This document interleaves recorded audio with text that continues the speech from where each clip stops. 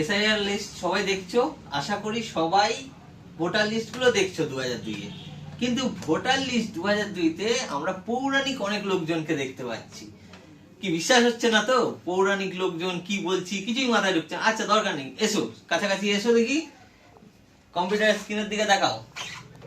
এটা হচ্ছে ইলেকট্রল রোলের তো আমি এখান দিয়ে ঢুকলাম, ঢুকে আমি সোজা চলে যাই হচ্ছে নবদ্বীপ যাব। নবদ্বীপ যেতে গেলে নদিয়ায় যাব, নদিয়ায় হচ্ছে নবদ্বীপ, নবদ্বীপ নবদ্বীপ নবদ্বীপ নবদ্বীপ পেয়ে গেলাম। নবদ্বীপে হচ্ছে এই ঠাকুর ভক্তি বিনোদ নিম্না কি বুনিয়াদী প্রাথমিক বিদ্যালয় কিছু একটা হবে। এটা খুললাম, খুলে এবার মজাটা দেখতে পাবে।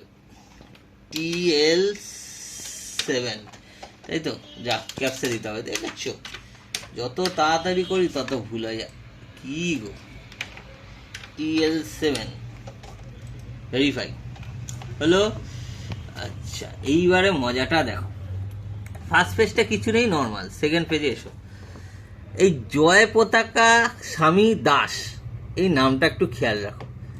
কেন বললাম? 1 2 3 4 5 6 7 8 9 10 এরম করে মোটামুটি আমি দেখলাম যে 100-র কাছাকাছি মানে পিতার জায়গায় জয় পতাকা স্বামী দাস। মানে এই জয় পতাকা স্বামীর মোটামুটি 100খানা ছেলে আছে, 100-র উপরে আর কি।